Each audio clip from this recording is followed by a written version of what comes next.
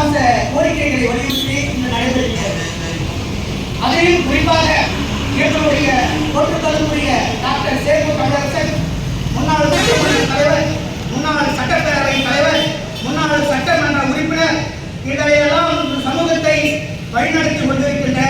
ஆதரவான மானிய கோரிக்கை மீது இந்த மக்களுக்காக அடிப்படை உரிமைகளை, இந்த மக்களுடைய உரிமைகளுக்காக கிட்டத்தட்ட 14 முறை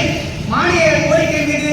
பேசி இந்த மக்களுக்காகவே, இந்த மக்களுடைய உரிமைகளுக்காகவே போராடிய எங்களுடைய போற்றுதலுக்குரிய டாக்டர் சேகு தமிழரசன் அவர்கள் எங்கெல்லாம் பட்டியலின மக்கள் பாதிக்கப்படுகின்றதோ, எங்கெல்லாம் பட்டியலின மக்களுக்கு உரிமைகள் மறுக்கப்படுகிறதோ அந்த மக்களுக்காக தன்னை அர்ப்பணித்துக் கொண்டிருக்கின்ற எங்களுடைய போற்றுதலுக்குரிய மாநில தலைவர் டாக்டர் சேகு தமிழரசன் அவர்களுக்கு கடலூர் கிழக்கு மாவட்ட சார்பாக முதற்கண் நன்றியை வணக்கத்தை தெரிவித்துக் கொண்டு, இங்கு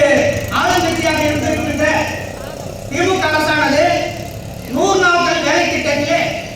பணித்தள பொறுப்பாளராக ஆளுங்கட்சியை சேர்ந்த நிர்வாகிகளை போட்டு ஒரு வரையறற்ற ஒரு கணக்கினை இங்கு ஏற்படுத்தி அரசியல் செய்கின்ற, ஆட்சி செய்கின்ற,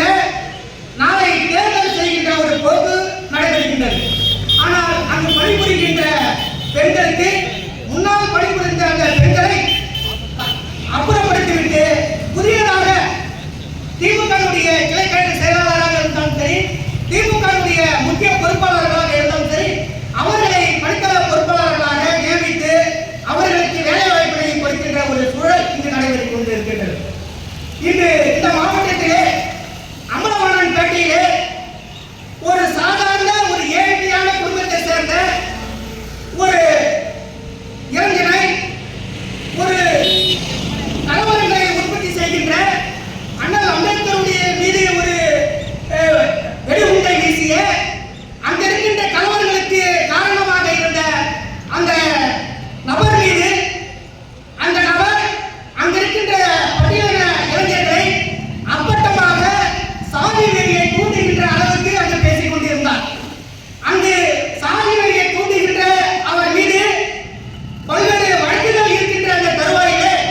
அங்க இருக்கின்ற இளைஞர்கள் எல்லாம் அவர் வீட்டிற்கு சென்று ஒரு நிர்பந்தம், அதாவது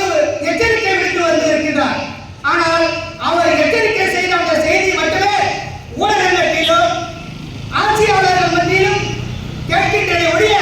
அந்த நபர் அங்க இருக்கின்ற பட்டியலின மக்களுக்கு என்ன இடையூறு செய்தார், அந்த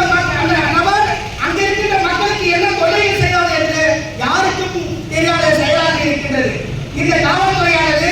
இங்க இருக்கின்ற